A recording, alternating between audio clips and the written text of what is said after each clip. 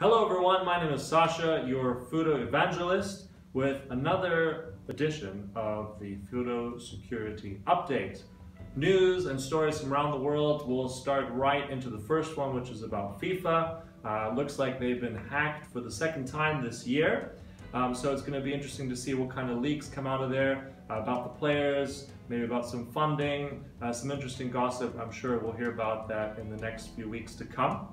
Then moving on into an interesting report, which was co-sponsored by Carnegie Mellon and CSO Magazine, and it's called the State of Cybersecurity Report 2018.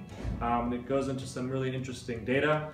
For instance, spending for cybersecurity defense is up, which is good news for everyone. Unfortunately, so are the risks. As we know, the threat environment continues to expand.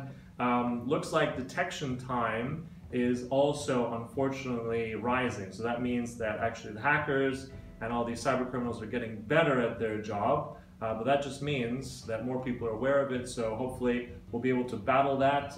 Also, interesting information about insider incidents, 36%.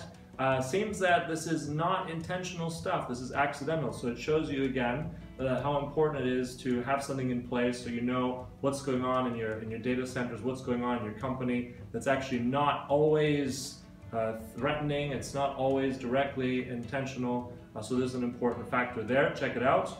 Next up, we're moving over to banking. HSBC, the world's 7th largest bank.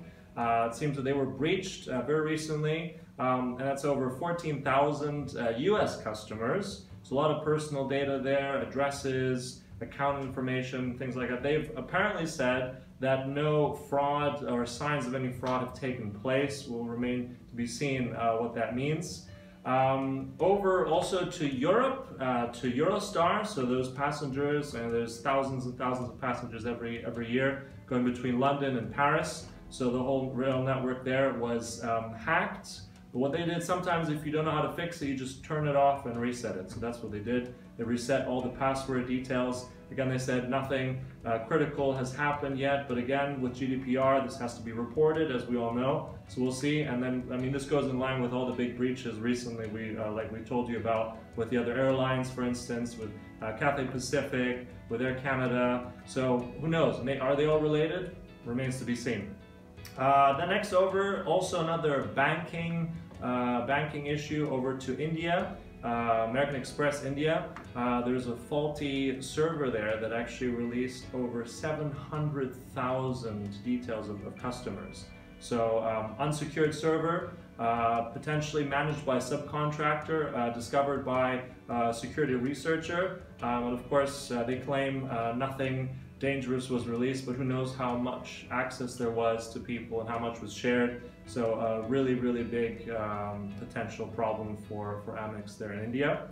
Then over to the next story, which is a nice thing to end for this week. There's been an interesting game, a cybersecurity game that was released by an insurance company, which has actually won an industry award for bringing across interesting ways to look at cybersecurity. Gives you and employees and people who are playing this game role-playing opportunities to see how to manage and react to a cyber attack. So something interesting, maybe something for the holidays for you. So guys, take care. Again, get in touch. We're always happy to hear from you. And without further ado, stay safe.